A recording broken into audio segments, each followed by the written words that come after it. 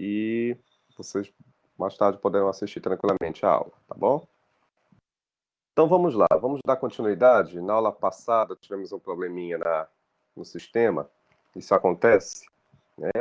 E hoje eu queria retomar a discussão, principalmente do item número 4, que é a parte do impedimento e da suspensão do casamento, certo? Que é o artigo 1521, que a gente pode voltar a mencionar e discutir sobre ele, tá? Esse artigo 1521, meus queridos, nós comentamos, nós falamos um pouco, estamos aqui retratando a situação de impedimento do casamento, tá? Impedimento matrimonial. São algumas situações que excepcionalmente pode realmente acontecer. O que leva a uma situação de impedimento, né? São situações de nulidade, principalmente de caráter absoluto, né? Na aula passada eu comentei, salvo me engano já foi lá no Zoom, né? Que impedimento resulta justamente um ato nulo de pleno direito. O impedimento não tem como nós convalidarmos, tornar reconhecido aquele ato, tá? Então, tudo que está correlacionado à situação de impedimento, não tem como a gente reverter esse quadro. Já nasceu viciado esse ato, tá? Não há possibilidade alguma de tornar reconhecida essa situação posteriormente, né? Aí eu comentei lá para vocês, lá na aula do Zoom, que o impedimento, ele, para ser reconhecido, qualquer interessado pode ingressar com pedido na via judicial, através de uma ação judicial notoriamente reconhecida como uma ação de nulidade do casamento, ou simplesmente ação de nulidade matrimonial, tá? Esta ação, ela está embasada nas causas específicas do impedimento, certo? Essas causas específicas que reza justamente a redação do artigo 1521, tá? Que é uma regra taxativa, tá? E a partir do momento que essas causas forem ali informadas, apresentadas, obviamente que aí vai ser procedido toda uma análise de instrução, né? O juízo competente ele deverá ouvir esses determinados cônjuges que assim praticaram essas causas de impedimento para que assim posteriormente o juiz possa formalizar uma decisão transitada do julgado. Só que detalhe, não só necessariamente qualquer interessado pode suscitar essas causas de impedimento, como também, inclusive, o próprio juiz de ofício pode assim reconhecer. Inclusive também o próprio registrador, ou seja, o próprio tabelião competente pode também querer discutir essas situações de impedimento, tá? Inclusive de ofício. Então, na aula passada nós chegamos a mencionar isso, tá? Já lá na aula do Zoom, nós chegamos a discutir um pouco acerca dos conceitos introdutórios do impedimento matrimonial. E hoje eu queria falar para vocês justamente essas causas específicas do impedimento, tá? Que está prescrito justamente na redação do artigo 1521, que é uma redação, tá? Ipsiliter, ao pé da letra, de norma taxativa. Por esse motivo, eu gostaria também que vocês acompanhassem aí no código de vocês, tá? Se vocês puderem, por gentileza, visualizar, que eu vou utilizar hoje na nossa aula, a partir de hoje em diante, com muito mais incidência na nossa norma, tá? Porque nem tudo pode ser deixado de mencionar conforme a lei, tá? Então, essas causas são causas, como já havia mencionado, taxativas, que vai proporcionar que o juízo, inclusive, possa vir a reconhecer de ofício as chamadas causas de impedimento, tá? Que causas são essas? Vamos conhecer aqui. Vocês devem estar com a legislação em aberto e analisem comigo no artigo 1521, tá? Tá dizendo assim esse artigo, veja lá. Não podem casar, né? Então aqui não existe possibilidade alguma desse segundo momento, de repente, vir a se tornar até reconhecido, tá? Da feita que a lei já informa que não pode, não há possibilidade alguma de posteriormente a gente reverter para que isso venha posteriormente se tornar válido, reconhecido. Já nasceu viciado essas circunstâncias que nós vamos analisar juntos, tá? O que não pode se casar em hipótese alguma? Que situações são essas que levam a impedimento?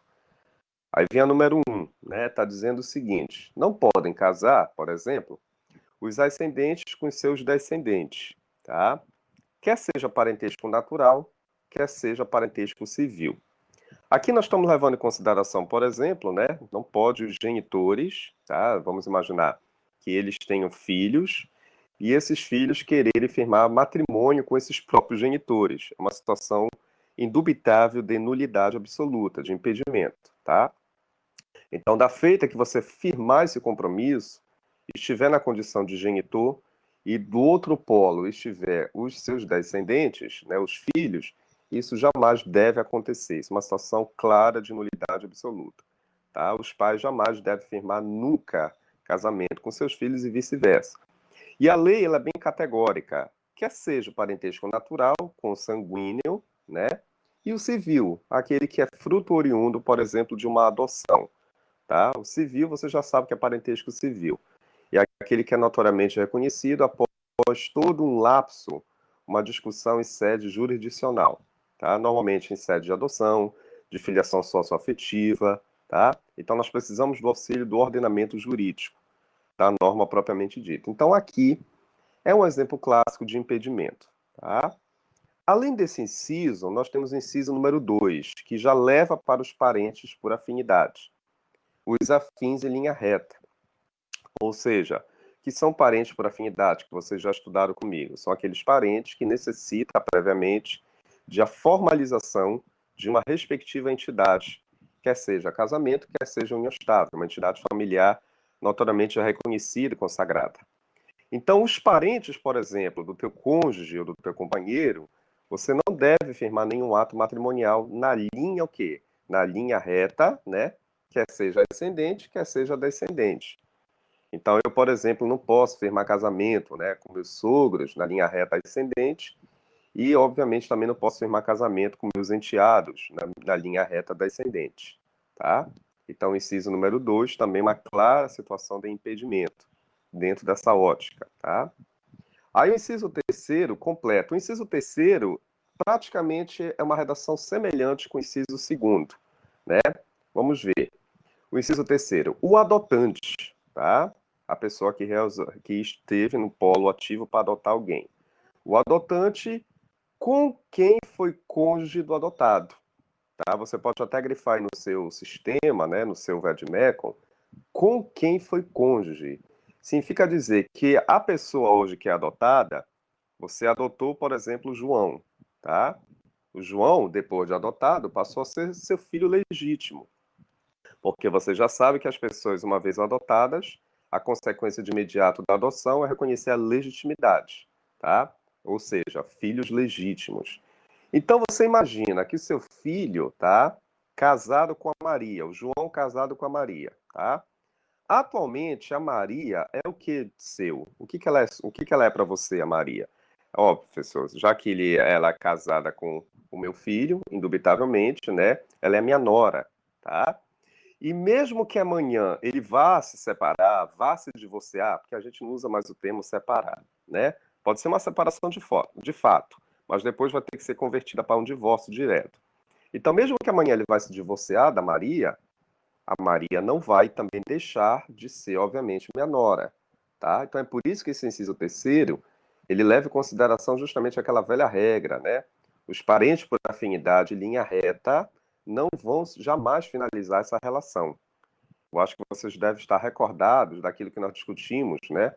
Lá do parágrafo 2º do artigo 1595, que obviamente não existe a possibilidade alguma de dar continuidade ao novo matrimônio depois que foi finalizado aquele prévio, aquele anterior, principalmente com relação aos parentes por afinidade, tá? Então, no caso aí, a Maria, ela foi cônjuge do meu filho, que obviamente ele foi adotado, mas depois de adotado ele passou a ser meu filho legítimo. Obviamente que Maria é minha nora, né? Porque eu sou o pai do João, tá? E mesmo depois dela divorciada dele, ela não pode querer firmar nenhum casamento comigo, enquanto pai do João, tá? Ela vai ser minha nora pro resto da vida. E ela vai me ter como sogro também pro resto da vida. Ah, professor, mas o seu filho foi adotado. Não importa, porque nós já sabemos que os filhos adotados são legítimos da mesma natureza comparado aos filhos naturais. Tá? E jamais isso pode firmar nenhum tipo de entendimento contrário. Então, esse inciso terceiro acaba sendo repetitivo, né? Porque ele acaba repetindo também a redação do inciso segundo. Os filhos, né, os parentes que pretende firmar um novo casamento, considerando o parentesco por afinidade linha reta. Aí já não pode, tá?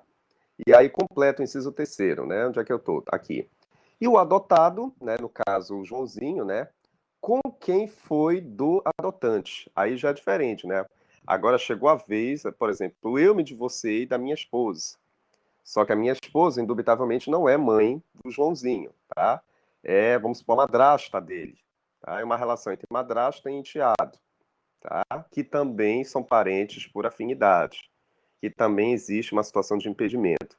Então, por mais que amanhã também eu vá me divorciar da fulana de tal, que hoje é minha esposa, mas amanhã nós vamos estar divorciados, não pode também meu filho, fruto de uma adoção, tá? No caso, o adotado, só que ele é legítimo, não pode meu filho querer firmar um casamento com a minha ex-mulher, com a minha ex-esposa, tá? Porque também é uma situação de impedimento. Porque a madrasta, e obviamente perante seus enteados, camba, repito, para uma situação de impedimento matrimonial, tá?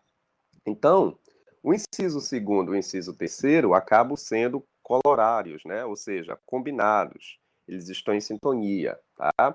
Vocês podem até combinar esses dois dispositivos, depois que vocês estiverem estudando com mais calma, lá com aquela velha redação lá do parágrafo segundo do artigo 1595. Eu não sei se a Rosiane está em sala, ela poderia até colocar aí para vocês, para não esquecerem, aqui no chat, tá?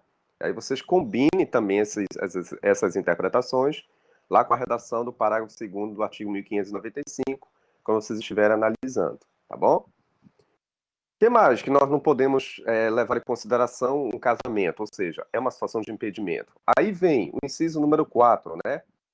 Os irmãos unilaterais ou bilaterais e os demais colaterais até o terceiro grau, tá? Eu chamo a atenção aqui para vocês que mesmo que o irmão seja de uma outra relação, mas não importa, vai existir também o elo de parentesco. É uma situação de impedimento. Jamais podemos firmar um compromisso se sentindo o contrário. O que eu chamo a atenção aqui para vocês, no caso a norma, é o grau de parentesco dos colaterais, tá? Normalmente, acima de terceiro grau em diante, já é possível firmar o casamento. Por exemplo, perante os primos, né? Os primos são de quarto grau, e aí você fica na livre e espontânea vontade de confirmar o futuro casamento. Agora, até o terceiro grau, que salvo me engano, até os tios, né? Você, a priori, regra geral, você também não pode firmar nenhum compromisso. Mas eu acho que vocês devem estar recordados daquela discussão que nós travamos lá no passado com relação a esses parentes colaterais de terceiro grau, né? Caso, por exemplo, algum interessado queira firmar um compromisso, por exemplo, algum tio com algum sobrinho, né? Se eles quiserem realmente firmar um compromisso, regra geral não pode, mas sempre é uma exceção, né, professor? Existe aquele decreto, o decreto número 3.200, lá do ano de 41, já é muito antigo esse decreto. Mas esse decreto, até hoje, ele está em vigência com relação a eventuais incompatibilidades, a apresentação, né, de meios de provas, que venha confirmar uma eventual incompatibilidade consanguínea, tá? Então, isso normalmente é um pedido simples, é um comunicado que você deverá afirmar perante as autoridades competentes, normalmente, principalmente o cartório, perante a via judicial, que você realmente vai ter que ratificar, confirmar que não existe nenhuma incompatibilidade perante o DNA entre ambas as partes, para que posteriormente venha confirmar um futuro casamento. Abre-se uma exceção, tá? Se de repente ambas as partes juntarem esse meio de prova pericial, técnica, que venha justamente ratificar a incompatibilidade consanguínea, tá? É um pedido simples, é um mero comunicado, mas que deve ser informado perante as autoridades competentes. Aí sim abre-se uma exceção. O casamento é possível que venha a ser ratificado perante justamente esses parentes colaterais de terceiro grau. Fora disso, se obviamente existir essa compatibilidade, nós estamos dentro da regra do chamado impedimento do casamento. Aí, nesse caso, temos que cumprir com a norma, tá? Então, é isso que eu quero que vocês não esqueçam, professor. Regra geral, meus queridos, parentes, por exemplo, colaterais de terceiro grau, não pode. Um tio querer firmar, por exemplo, um casamento com a sua sobrinha, tá? Agora, se puder provar um laudo pericial clínico que venha atestar a incompatibilidade, conforme reza o decreto 3.200, aí abre-se uma exceção, abre-se um precedente. E aí, nesse caso, as autoridades deverão ser consultadas para que a justiça venha ratificar esse ato matrimonial. Até porque isso poderá resultar principalmente em uma eventual gravidez de risco. Então, para evitar essa eventual gravidez de risco, torna-se contundente que venha a ser ratificado o meio de prova pericial, tá? Então, aqui, justamente, regra geral do inciso 4, também é uma situação de impedimento. No inciso 5, né, está dizendo o que para a gente? Está dizendo que o adotado com filho do adotante também não pode firmar casamento. É óbvio, né, queridos? Porque eles também são irmãos, tá? Eu já tenho um filho de natureza biológica, um filho natural, mas aí eu adotei o Joãozinho. O Joãozinho passou a ser meu filho a partir do momento que foi reconhecida a adoção dele. Obviamente que os filhos adotados, como nós já sabemos, também já são legítimos, da mesma semelhança comparado aos filhos naturais. Todos estão na mesma hierarquia. Todos têm os mesmos direitos e deveres. Então, Camba também direciona-se para uma situação de impedimento, tá? O que mais? As pessoas casadas, né? Porque nós estamos em consonância com o princípio da monogamia, tá? Que é um princípio que reza o direito, principalmente o direito matrimonial, né? E aqui, pelo menos na nossa legislação, até o presente momento, não foi permitido que dois ou mais indivíduos estejam na mesma condição de cônjuges. Nós não adotamos o princípio da poligamia, diferentemente de outras nações, mas precisamente ainda nós estamos no princípio da monogamia. Então, nesse caso, o inciso 6º cumpre a regra das pessoas casadas, tá? E, finalmente, o inciso número 7 diz o seguinte: o cônjuge sobrevivente, né, com condenado por homicídio ou tentativa de homicídio contra o seu consorte. Por favor, vocês que estão aqui em sala, eu gostaria que vocês grifassem, tá? A palavra homicídio. Tá? Aí a legislação, ela não nos informa por expresso a natureza desse homicídio, né? Normalmente os alunos perguntam muito: esse homicídio, professor, ele é doloso ou ele é culposo, tá? A jurisprudência pátria já sacramentou a tese de que esse homicídio deve ser naturalmente, precisamente, indubitavelmente doloso, tá, queridos? Não se aceita para esta regra precisa a natureza de homicídio culposo, tá? Essa é a primeira dica, a primeira informação que eu repasso para vocês, porque o próprio STJ, inclusive, já afirmou entendimento nesse sentido. A natureza jurídica desse homicídio é de natureza dolosa, tá? A segunda informação também que eu repasso aqui para vocês é a palavra condenado. Vocês estão anotando aí, né? Vocês anotem, por favor. A palavra condenado remete um quê, meus amigos? Remete, indubitavelmente, que todo o devido processo legal já foi perpassado em sede de análise judicial. Em outras palavras, o juízo competente já deve ter ratificado o seu trânsito julgado em sede de sentença, tá? Significa dizer que o indivíduo já foi sentenciado. E aí, obviamente, cambou para sua natureza de condenação. Então, uma vez me fizeram uma seguinte pergunta: professor, esse é um exemplo clássico do inciso 7º, só para deixar bem claro a vocês, aquela velha situação em que a mulher, de repente, tem um amante, e aí a mulher já está de olho na herança do marido, e aí contrata justamente esse amante dela, esse próprio amante, eles estão em conluio para matar o suposto marido, para que ela, obviamente, fique futuramente com a herança, tá? E depois divida aí com seu amante, tá? Então, o que que acontece aí, gente? Vamos imaginar, por exemplo, que realmente ocorreu esse homicídio, ou até mesmo uma tentativa, tá? Detalhe, tentativa de natureza dolosa, certo? Só para vocês não esquecerem. E aí o processo foi instaurado. Aí teve um aluno que me fez uma seguinte pergunta no passado que eu nunca me esqueço. Professor, vamos imaginar, por exemplo, que ela resolveu casar com esse miliante, né? Com esse amante dela, com esse que foi o autor do fato. E aí, eles casaram, o cartório indubitavelmente consentiu, tá? Mas aí eu lhe pergunto, professor, se o processo ainda está em andamento, é obviamente que eles firmaram o casamento. Agora, se amanhã, no outro dia posterior, vier uma sentença de natureza condenatória transitada em julgado, que determine, né, que reconheça aquele fulano, o amante, no caso, como o autor do fato, como culpado, né? Eu coloco a palavra culpado nesse sinônimo de, obviamente, ter sido o verdadeiro autor do fato. E aí, o que que acontece? Aí, nesse caso, gente, nós vamos ter que declarar o efeito ex-tunc, né? O juiz competente ele vai desconsiderar, inclusive, aquele casamento firmado anterior, né? Esse casamento entre amante, justamente com esse miliante, tá? O juiz ele deve aplicar o efeito ex-tunc, deve desconsiderar todos os atos até então realizados entre a ex-esposa, né? Entre a amante, no caso, e esse miliante, tá? Inclusive desconsiderando, inclusive, esse casamento, tá? Eu coloquei dentro dessa resposta para esse determinado procedimento desse aluno. Por quê? Porque nós devemos considerar justamente esse efeito ex-tunc. Então, enquanto estiver tramitando o processo, mesmo que realmente, de repente, esse casamento venha a ser ratificado, mas a partir do momento que depois a sentença reconhecer como justamente uma situação de impedimento, é claro que o resultado oficial é tornar esse efeito ex-tunc, retroage, desconsidera todos aqueles atos até então realizados, inclusive o casamento até então firmado, tá? Agora, se for posterior, fica até melhor, né? Pode ser que ela pretenda se casar, mas pode ser que a sentença tenha sido ratificada antes mesmo desse casamento dela, desse novo casamento. Aí já vai formalizar justamente a situação de impedimento, já vai reconhecer, tá?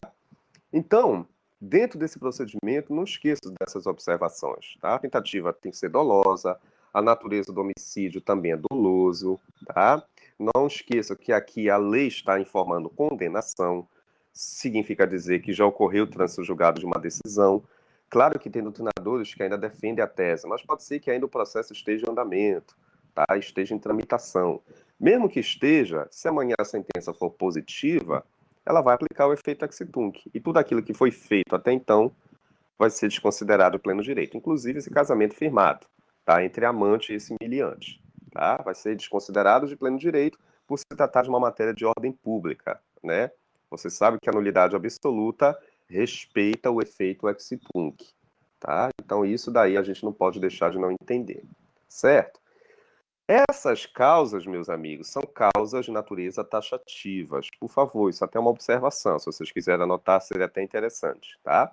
Essas causas de natureza taxativas, que indubitavelmente vai reconhecer a chamada nulidade absoluta. Aí o juízo, ele inclusive poderá se reconhecer de ofício, que você mesmo já sabe, e até mesmo o senhor tabelião competente. Ele também pode assim reconhecer se tiver interesse, perante justamente qualquer uma dessas situações que forem lhe apresentadas, né? Se você, obviamente, chegar com pedido de impugnação, considerando alguma dessas situações do 1521, indubitavelmente, esse senhor oficial, ele vai reconhecer como esse ato nulo de pleno direito. Vai reconhecer como uma causa de impedimento e não pode dar andamento justamente na afirmação do compromisso matrimonial. Pelo contrário, vai ter que descaracterizar de pleno direito, tá? Voltando aqui no teu material, que você também está com roteiro, o exemplo, né? O que que eu coloquei também aqui no teu material? Quem são esses legitimados que podem ingressar com esse pedido em sede de impedimento? Quem é que pode levar essa discussão até a justiça ou, de repente, até o senhor tabelião competente? Olha, a lei ela é muito clara, lá no artigo 1522, que você também pode até observar aí, olha. Os impedimentos você pode ser opostos em qualquer indivíduo interessado, tá? Normalmente aquele que tem interesse, normalmente algum parente, principalmente, você pode ingressar com esse comunicado prévio perante a justiça ou perante ao tabelião competente. Agora tome cuidado com o momento de ingressar com esta solicitação desse pedido de impedimento, tá? Que normalmente não é a qualquer momento que eu posso ingressar. Contanto que normalmente, regra geral, o casamento ainda não tenha sido sacramentado. Pode ser que ele ainda esteja naquele estágio de habilitação matrimonial, né? E a lei ela tem enfatiza isso. Normalmente até a celebração, até ser confirmada essa celebração matrimonial, qualquer interessado pode ingressar com esse pedido de reconhecimento de impedimento, tá? É justamente o que está informando. E vê, olha só o artigo 1522. Os impedimentos você pode opor até quando, professor? Até o momento de eu celebrar, tá? Subentende-se, qualquer pessoa, né? Subentende-se que aqueles indivíduos ainda estão naquele estágio de habilitação, tá? Ou seja, de noivado. eles pretendem firmar um casamento futuro. Tá? Normalmente, essa situação de impedimento ela é muito mais suscitada durante esse instante. Tá? Tem até uma aluna, professor, qual é o momento que eu posso ingressar com um pedido de reconhecimento de impedimento do casamento? Qual é esse momento? Aí eu disse para ela, olha, normalmente na fase única e exclusiva até do noivado, que no caso é a chamada fase de habilitação do casamento, tá? Então aí aproveita esse momento, já que eles ainda não ratificaram o casamento propriamente dito, a celebração principalmente, enquanto não for celebrada a celebração, você já pode, né, o interessado, ele pode ingressar com esse pedido de reconhecimento imediato de impedimento, tá? Então, o momento de ingressar com esse feito é justamente até antes do casamento ser celebrado, tá? Que após isso haverá justamente a regra da prescrição, tá? E aí qualquer pessoa interessada, a lei é bem clara, por se tratar de matéria de ordem pública, né, qualquer interessado pode buscar o reconhecimento e ingressar com um comunicado, com essa petição, com a chamada ação de nulidade em sede de reconhecimento nulidade matrimonial, tá? Então, por favor, já que vocês estão em sala, anotem isso, não esqueçam. Normalmente, situações de impedimento, né, elas ocorrem indubitavelmente durante o estágio inaugural do casamento, durante o rito inaugural da habilitação do casamento, tá?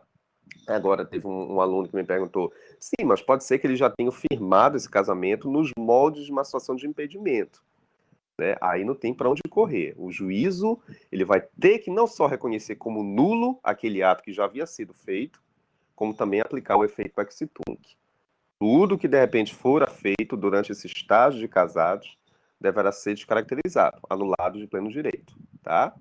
Então, normalmente você ingressa com uma situação de impedimento durante o estágio da habilitação do casamento. Agora, se de repente já foi firmado esse casamento, aí o pedido é imediato para o juízo, através da ação judicial, porque aí a sentença, uma vez lavrada, vai impor o chamado efeito ex tunc. Aí vai ter que retroagir, tornar nulo todos os atos anteriormente feitos, tá? Isso daí pode normalmente acontecer. A lei é bem enfática, você acabou de ler comigo, 1522. Aproveita o estágio inaugural, né, durante o período desse noivado, qualquer pessoa interessada pode buzinar no ouvido do tabelião, perante a própria vez judicial também, se for o caso, e reconhecer que aquele ato ali, entre o fulano e a beltrana, é uma situação de impedimento, é alguma causa específica lá do 1521. Não pode avançar esse casamento para uma celebração, tá? Agora, você sabe que isso é muito relativo. Pode ser que de repente tenha sido avançado, tá? De repente esse casamento foi feito, foi celebrado. Aí, indubitavelmente, vai ter que ingressar diretamente já com o juiz, solicitando o ato nulo de pleno direito, desconfigurando tudo o que havia sido feito até então.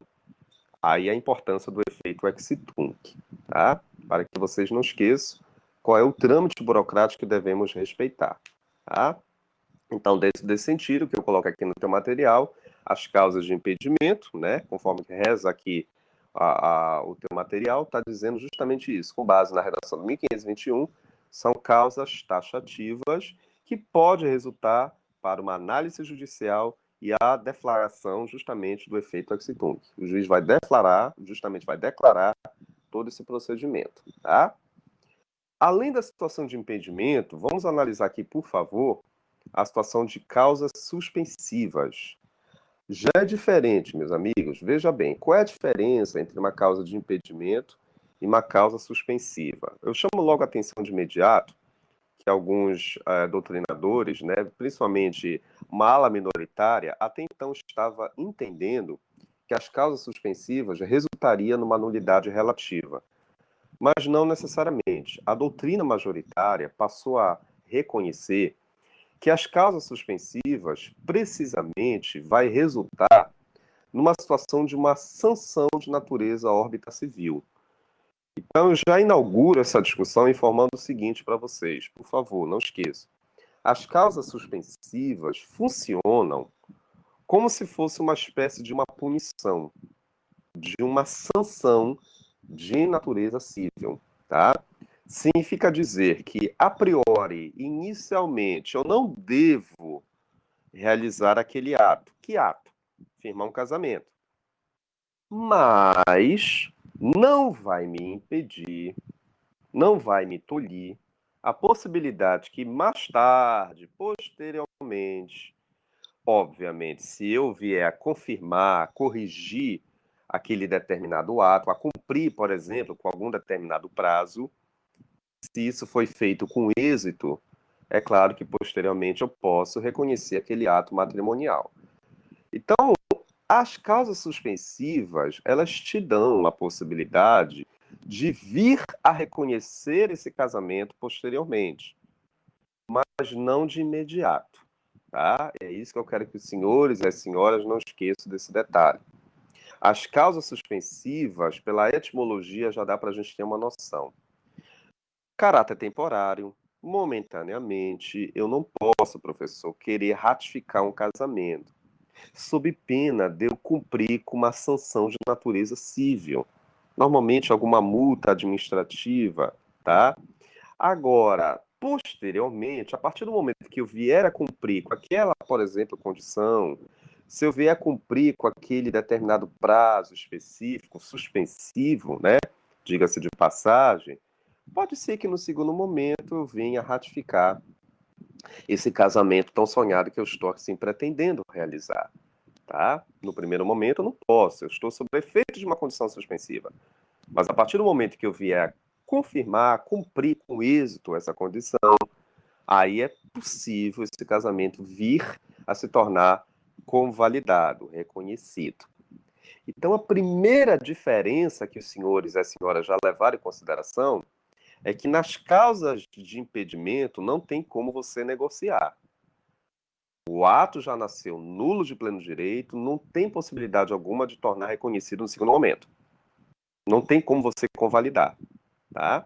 Já as causas suspensivas não, existe uma flexibilidade. Não devo no primeiro momento, mas pode ser que no segundo momento possa eu ratificar esse determinado ato matrimonial. Então é possível que eu venha tornar convalidado esse ato, tá? Até porque, repito, eu estou sob efeito de uma específica condição de natureza suspensiva. O meu ato, no primeiro momento, eu não posso realizar, ele está suspenso, tá? Então, nesse sentido, nós não podemos levar em consideração que as causas suspensivas vão direcionar para uma nulidade relativa. Não é isso, tá? Vocês podem até colocar essa outra observação aí. Não leva a uma nulidade relativa, não é isso. As causas suspensivas, elas podem resultar em um cumprimento de uma sanção, de uma punição de natureza civil. Caso aquela pessoa, por exemplo, resolva até se antecipar, resolva já não cumprir com aquela condição, aí eu posso vir a ser responsabilizado civilmente, tá? Agora, a partir do momento que for cumprida essa condição, o segundo momento, o casamento pode se tornar reconhecido, tá? Cadê essas causas, professor, suspensivas, que a priori eu não devo, mas pode ser que no segundo momento eu possa vir a reconhecer? Tudo bem, né? Vamos reconhecer, vamos observar também uma natureza taxativa, que elas estão prescritas aqui na redação do artigo 1523, tá? Eu queria também aproveitar o momento e ler aqui com vocês, já que daqui para frente a nossa aula vai ser um pouquinho também direcionada para a legislação, e aí eu já convido vocês para sempre também estarem acompanhando com a norma, tá? Olha o que está dizendo aqui a redação do artigo 1523, que, repito, também é uma redação taxativa. Diz o seguinte, olha, não devem casar. A lei ela já é ao pé da letra, né? Não devo agora, mas pode ser que amanhã eu possa reconhecer esse ato. Em outras palavras, né? De uma forma tácita, a lei está te informando isso. Não deve no primeiro momento, mas pode ser que no segundo momento possa reconhecer, tá? Inciso primeiro, meus amigos, diz o seguinte: o viúvo, professor, ou a viúva, que tiver filho do cônjuge falecido. Grife primeiro uma observação aí, que tiver filho. O viúvo ou a viúva casado no primeiro momento e que gerou uma prole, tá? Grife, por favor, que tiver filho. Enquanto não fizer o inventário dos bens do casal e der partilha. Cadê a condição aí? A condição, professor, eu já entendi. É o inventário e a partilha. Quer dizer o seguinte, vamos imaginar, por exemplo, eu, professor Ari, sou viúvo e tenho um Arizinho como meu filho, fruto da relação do meu primeiro casamento, da minha esposa que faleceu, tá? Eu pretendo me casar de novo com a nova fulana. Aí eu te pergunto, eu vou poder de imediato casar, realizar esse novo casamento?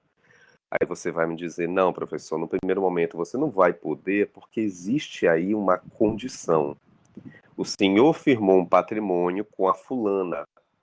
Se o senhor firmou um patrimônio com a fulana, a regra geral, o senhor vai ter que realizar o inventário, até porque vocês constituíram juntos aquele patrimônio, e ao mesmo tempo deferir a partilha, que não só caberá ao senhor, mas também ao Arizinho. No caso, é a herança dele. Beleza. Então, esta condição me direciona para eu cumpri-la. Enquanto, olha lá a conjunção, né? A conjunção condicional. Enquanto eu não confirmar a abertura desse inventário, não só a abertura, mas a sua finalização, juntamente com a partilha, meus amigos, eu não posso pensar em um novo casamento. Mesmo que eu pretenda, tá? Porque existe aí uma condição. Algo aí está suspenso, né? Está justamente condicionante, que no caso é justamente esse inventário e essa partilha, né? Agora teve um aluno que me perguntou, sim, mas tem casais que não constituíram patrimônio. Beleza. Abre-se uma exceção. Olha lá, as causas suspensivas, elas aceitam exceções à regra. Professor, deixa eu anote, por favor. Você está anotando? Então anote, por favor. As causas suspensivas, eu vou repetir para você. As causas suspensivas, elas aceitam situações excepcionais, aceitam exceções à regra, tá? Uma das exceções é justamente essa do inciso primeiro. Eu, professor Ari, eu posso muito bem chegar com o magistrado e informar para ele, olha, excelência, enquanto eu estiver casado com a fulana, eu não constituí patrimônio com ela. Detalhe, excelência, eu posso comprovar isso através de uma escritura pública chamada de inventário negativo. Não se preocupe que vocês vão estudar isso com mais detalhes no próximo semestre. Mas eu já adianto aqui. A escritura pública do inventário negativo, meus amigos, que vai ser reconhecido em cartório, é o documento apropriado específico que vai informar a eventual inexistência de patrimônios que haviam sido constituídos, ou seja, não houve constituição de patrimônio. Aí o cartório vai ter que oficiar os órgãos competentes para justamente confirmar essa tese, né? Que em vida, obviamente, a minha esposa não firmou nenhum patrimônio, nenhuma constituição patrimonial juntamente comigo. Aí o cartório vai ter que justamente formalizar esse documento, a chamada escritura pública de inventário negativo. A etimologia negativa já deu para a gente entender, né? E a inexistência de patrimônios que não foram constituídos. Aí alguém me pergunta, mas por que o senhor vai querer essa escritura pública de inventário negativo? Porque eu pretendo me firmar um casamento de imediato. Eu quero justamente ratificar que não é preciso cumprir com nenhuma causa suspensiva aqui. Tá? Ou seja, a priori, não devo casar. Agora, se eu juntar no processo essa escritura de inventário negativo, abre-se uma exceção à regra. Eu posso convalidar o meu casamento, a qual eu pretendo afirmar um novo casamento, tá? Eu não vou estar sob nenhum efeito de uma condição. Eu não vou ter nada para partilhar, porque eu não constituí patrimônio. Eu não vou ter nada para inventariar. Repito, porque eu também não constituí patrimônio. Então, percebamos juntos aqui que as causas suspensivas elas admitem flexibilidade. Você pode negociar com a norma, tá? Você pode negociar com a via judicial, com o cartório competente. Você pode trazer as chamadas contraprovas. Se você pretende um dia formalizar um novo casamento, e no momento não devo realizar. Existe uma condição suspensiva aí. Agora, eu posso contestar, eu posso provar o contrário, existe essa flexibilidade? Para as causas suspensivas é possível, né? E a situação do inciso primeiro é muito categórica. Não, nem todos os casais firmam patrimônio, né? E aí você pode ratificar uma escritura de inventário negativo. Aí abre-se uma exceção. O que não devo, no segundo momento, eu vou poder realizar. Vai ser permitido. Tá? Tudo tranquilos? Então, esse inciso primeiro, percebamos juntos que abre-se uma exceção desde que você comprove que você não constituiu patrimônio no primeiro momento, aí você junta essa escritura de inventário negativo. Tá? Inciso número 2. Por favor, vamos ler o inciso número 2. A viúva ou a mulher cujo casamento, por favor, grifem aí, vocês estão com o computador, com o Vedmecum, se desfez por ser nulo ou ter sido anulado. Então, a mulher ou a viúva que finalizou, né, o seu casamento, no caso, principalmente a mulher, né? Que a viúva, o casamento finalizou, você já sabe a regra, né? Por morte, óbvio. Agora, no caso, essa mulher, ela terminou o casamento dela por uma situação de nulidade ou anulabilidade, tá? Por ter sido nulo ou ter sido anulado. Até 10 meses depois do começo da sua viuvez ou do fim da sociedade conjugal. Professor, não entendi nada. Calma, agora que eu vou te explicar. Quer dizer o seguinte, gente, olhe para mim, pare de copiar se vocês estiverem copiando, preste atenção aqui, olhe para minha tela. Vamos imaginar que a Dona Maria, por exemplo, ela é viúva. Vamos começar pela viúva, tá? Ela quer casar um dia novamente. Segundo casamento, ela está com planejamento. Bom, é o seguinte, regra, no caso, para as viúvas, gênero feminino, não é para nós, gênero masculino. Essa regra é exclusiva para as mulheres, tá? As senhoritas que estiverem em sala, por favor, preste atenção. Se ela pretender um dia firmar um novo casamento, a priori vai existir um prazo condicional suspensivo. Qual é esse prazo aí que eu falei? 10 meses, né? A contar, indubitavelmente, do começo da viuvez. Teve um aluno que pensou, o começo da viuvez, começo do falecimento de alguém, né? Que eu saiba, né? Aí existe justamente os meios probatórios que vêm a ratificar isso, certidão de óbito, beleza. Então, durante esse estágio inaugural de 10 meses, a senhora fulana de tal, Dona Maria, né, Dona Joaquina, seja lá quem for, não pode sacramentar de imediato um novo casamento, tá? A priori, ela vai ter que esperar finalizar esse cômputo de 10 meses, a contar do começo da sua viuvez, para que aí sim, uma vez finalizado esse prazo, ela possa afirmar um novo casamento. Beleza. Só que, como toda regra, né, gente, tem exceção. Qual é a exceção a essa regra desse prazo condicional, desse prazo suspensivo? Daqui a pouco você vai ver que está até na regra do parágrafo único, tá? Se esta viúva, ou de repente uma mulher qualquer, que o casamento dela também foi finalizado, nesse caso não foi por viuvez. Essa mulher terminou o casamento porque ela cometeu algum ato nulo ou um ato anulável. Tá? O nulo você já até sabe, né? 1521. O anulável, logo, logo você vai estudar comigo. A situação de anulabilidade, que é o artigo 1555. Não vou tratar agora, logo, logo a gente vai discutir isso. Beleza. Qualquer uma dessas situações, professor, indubitavelmente também foi finalizado o casamento. Se elas pretenderem firmar um novo casamento, aí elas vão para uma exceção, tá? Precisamente, qual é essa exceção? Já que elas pretendem casar de imediato novamente, né? Principalmente as viúvas. Ela vai ter que chegar com um comunicado na via judicial, uma petição simples, informando, olha lá, informando para a justiça competente, quer seja essa mulher, quer seja essa viúva, que no primeiro casamento ocorreu a geração de uma prole, tá? Ou seja, surgiu um fruto de um relacionamento e desse fruto desse relacionamento gerou filhos. Então, basta que esta viúva ou esta mulher ratifique, principalmente as viúvas, né? Ratifique a tese que no primeiro ato matrimonial existe no caso, né, frutos de proles desta relação. Existem filhos, tá?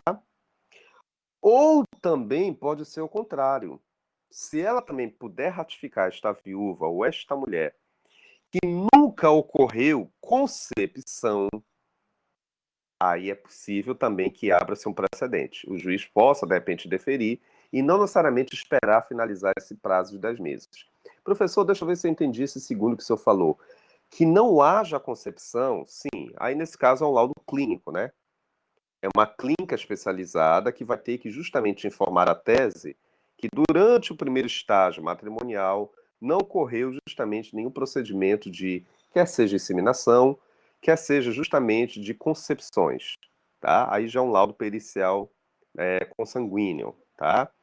Este laudo deverá também ser informado à justiça competente, para que assim, se o juiz vier ratificar, permita que essa viúva, esta nova mulher, não espere finalizar esse prazo de 10 meses, imediatamente em afirmar um novo casamento. Ao invés de esperar terminar esse prazo, eu já posso, com base nessas provas documentais, periciais, me antecipar a esse prazo de 10 meses. Percebes que existe uma flexibilidade, né? Eu posso negociar com uma causa suspensiva. Não devo, mas pode ser que a partir do momento que eu vier cumprir a tese, né, a partir do momento que eu vier ratificar os meios probatórios, eu possa afirmar futuramente ou posteriormente. E aí, de imediato, firmar esse novo casamento. Não necessariamente esperar finalizar 10 meses para que depois eu venha. Porque cada caso. Já dizia o velho ditado popular, né? Cada caso é um caso. Pode ser que essa viúva, de imediato, ela pretenda firmar um novo casamento, ela pretenda até se ausentar do país, etc. Ela deve ter suas razões próprias, né? De firmar esse imediato casamento. E ela não pretende esperar por muito tempo, tá? Ela pretende já firmar de imediato esse novo compromisso dela de vida. Então, a exceção que está com base justamente na redação do parágrafo único, você está com a legislação aí aberta?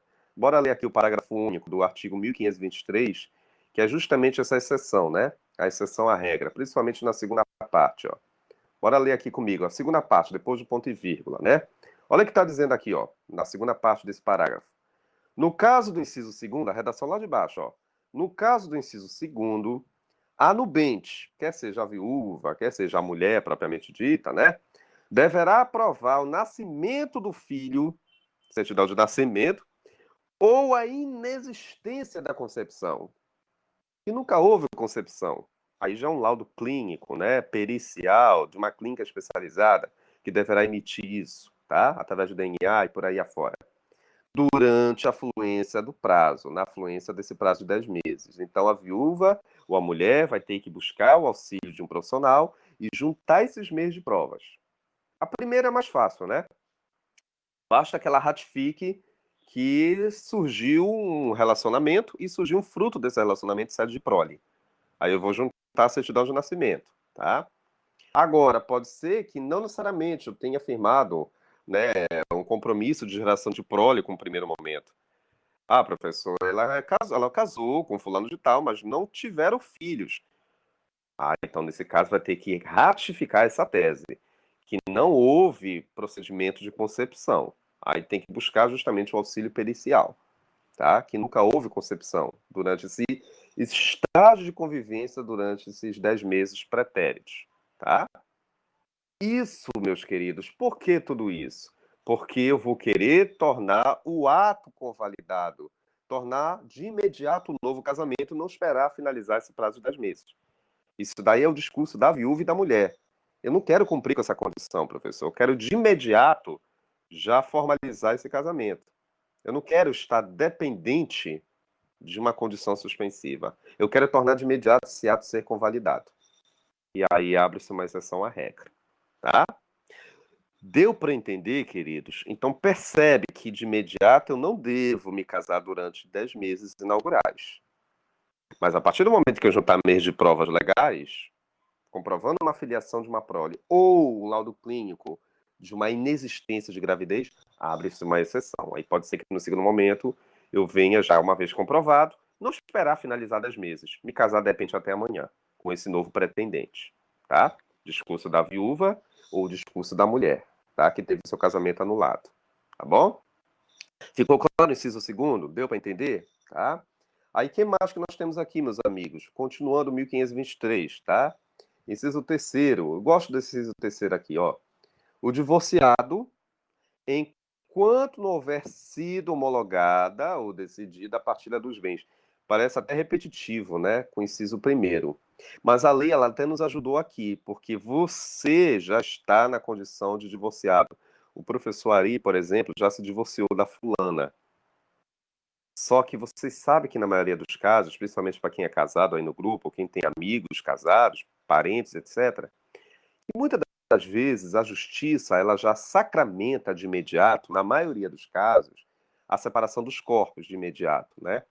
Muitas das vezes você já tem deferida o teu divórcio, mas pode ser que ainda esteja transcorrendo a partilha, porque muitas das vezes vai depender se aquele casal, durante o estágio de casados, constituído muitos acervos patrimoniais, são muitas avaliações que ainda precisam ser ratificadas, estamos trabalhando com valores, temos que atualizar determinados documentos, e a partilha, gente, pode ser que perdure ainda durante algum tempo, tá? Mas o juiz, ele pode já de imediato, já deferir o divórcio. Mas aí é que tá. Se a justiça defere o divórcio, mas com uma pendência ainda de uma partilha, fruto dessa relação, regra geral, você não deve firmar um novo casamento, tá? Agora, como toda regra tem a sua exceção. Teve um aluno que me perguntou: sim, professor, mas eu já vi casais que, mesmo já divorciados, com partilhas pendentes, patrimônios que ainda não foram partilhados, por exemplo, que ainda está rolando na justiça, mas eles resolveram se casar de novo.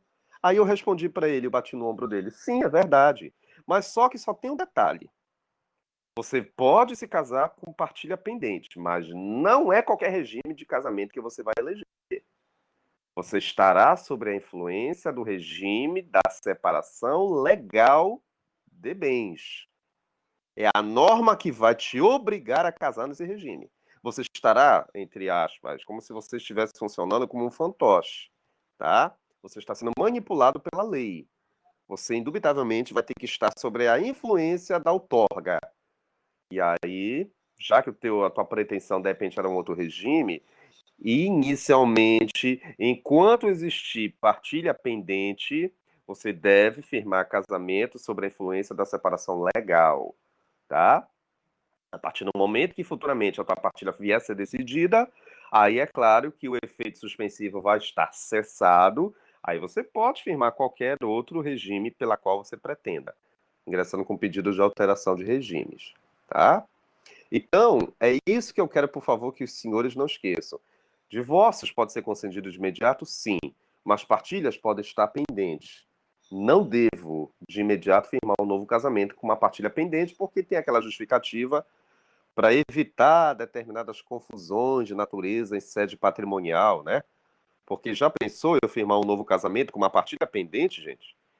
E vocês já pensaram nesse novo casamento eu voltar a me divorciar com uma outra partilha? Isso poderá gerar o quê? Uma confusão, né? De natureza patrimonial. A cabeça do judiciário vai estar altamente exacerbada, né? Com muita coisa para decidir, tá? Então, para evitar essas confusões, aconselha-se você não de imediato firmar um novo casamento, salvo se você estiver sob a influência da separação legal, porque aí você deve cumprir obrigatoriamente com a regra da outorga conjugal. Isso lá na frente eu vou te explicar com mais detalhes, tá? Então, inciso terceiro, o divorciado não deve, salvo se estiver no regime da separação legal, tá? O inciso número 4, que é o último inciso, diz o seguinte, meus amigos, tá? O tutor ou curador, só eles dois? Não, professor, também pode ser os seus parentes. Quem são os parentes dele, meus amigos? Vamos ler aqui.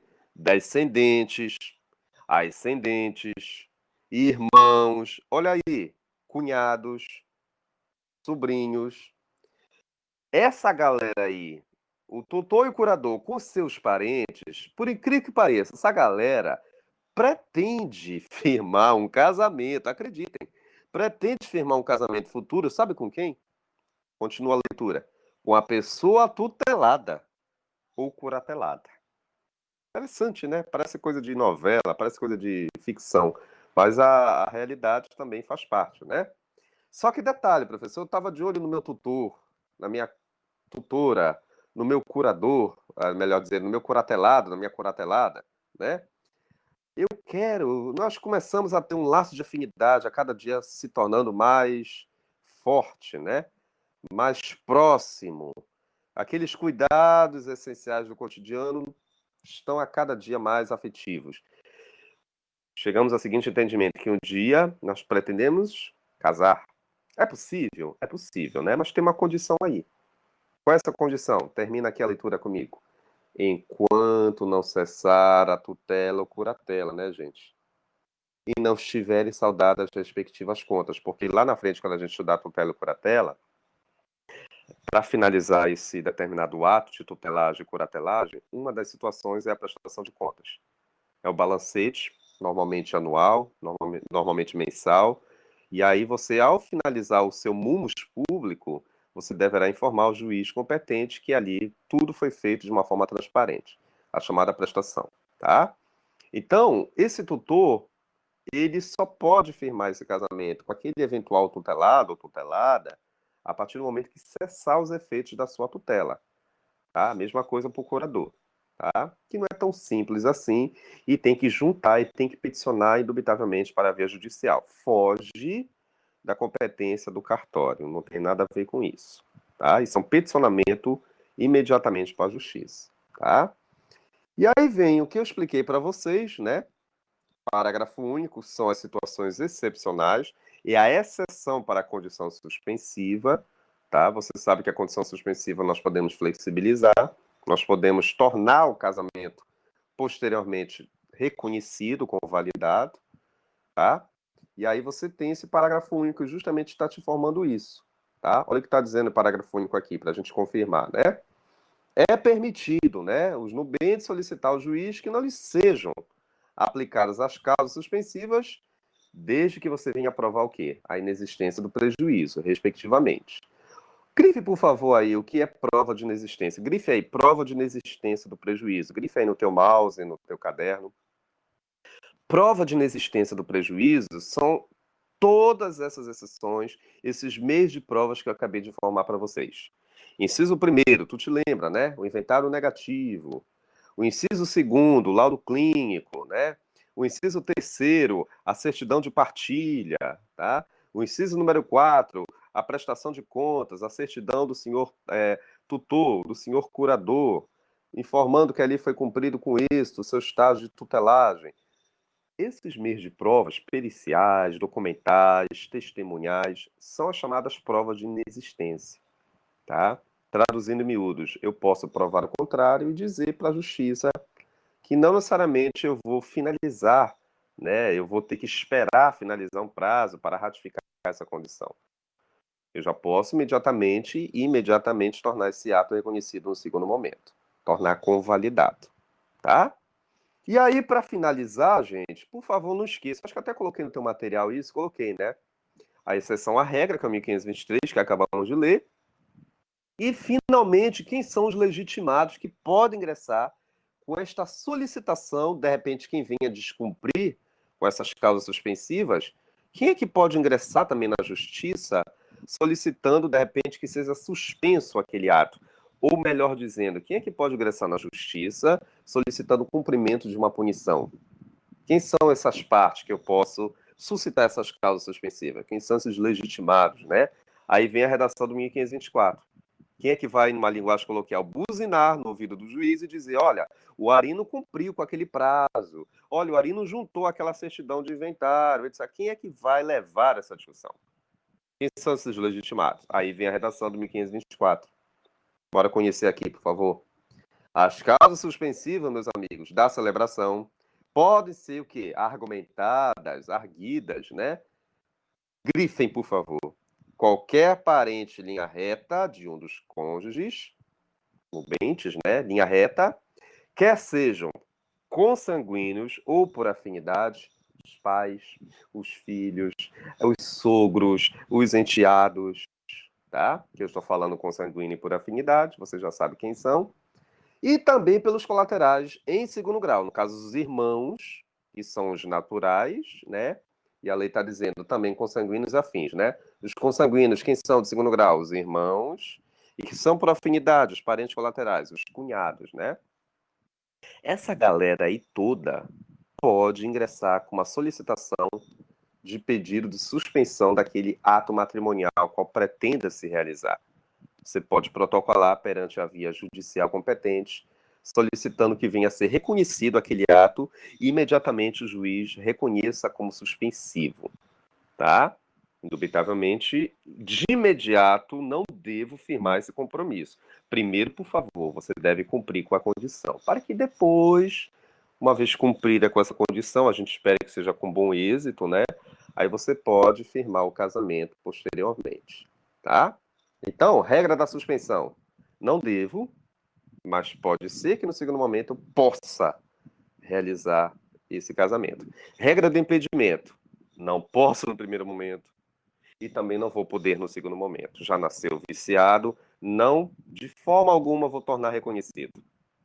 Ele jamais será reconhecido com validade. Situações de impedimento, tá? Nos entendemos, meus queridos? Deu para entender? Ficou claro isso? Ficou clara a explicação? A diferença entre impedimento e suspensão matrimonial. Eu queria ter finalizado justamente esse argumento na aula anterior, mas por conta daquele problema que nós tivemos que migrar lá para o Zoom, quebrou o raciocínio, ficou chato, né? Aí eu tive que me subsidiar de uma outra videoaula da outra turma, que foi a mesma informação para vocês. Mas eu aproveitei hoje e reforcei as causas de impedimento com as causas suspensivas. E aí eu apresentei essa diferença para vocês, tá? Aí eu prometo que mais tarde eu vou postar essa aula no vídeo, aí vocês assistam novamente aí na plataforma, tá bom? Ficou claro isso? Na quinta-feira a gente vai finalmente, já dizia o ditado popular, casar, né? Nós vamos falar da habilitação e da celebração e na quinta-feira eu convido vocês a estudar comigo os rituais da habilitação e da celebração, que é muito importante, e eu convido desde já vocês a não faltarem na quinta, tá? Senti falta hoje da minha digitadora, Rosiane, que normalmente ela digita, mas vocês consequentemente anotaram que eu queria que vocês tivessem anotado, tá bom? Tranquilo? Beleza, meus queridos que estiveram hoje aqui. Eu agradeço de imediato. Deixa eu ver quem estava aqui. O Alexandre, o Fernando, Gabriel, Ítalo, João, Michel, que aí eu não consigo mais ler aqui porque o meu mouse não desceu mais, tá? Muito obrigado, meus queridos, tá? Sejam mais uma vez bem-vindos. Hoje, graças a Deus, não tivemos problema com o BBB. Caso isso venha acontecer novamente, não se preocupe que a gente camba pro Zoom, mas ficou de repente o raciocínio quebrado, pode ter certeza que a gente retoma a discussão na próxima aula, tá? A gente fortalece, porque a gente não pode deixar de não informar as aulas para vocês. Vocês merecem, tá bom? Quinta-feira, certo, Alexandre, Michel e companhia, Ítalo. E aí na quinta-feira a gente se encontra, tá bom, meus queridos? Boa tarde, fiquem com Deus e até quinta. Informe os colegas pra gente que nós paramos no item número 5, tá? No item número 5 a gente discute na nossa próxima aula. Tá bom? Forte abraço. Aula encerrada.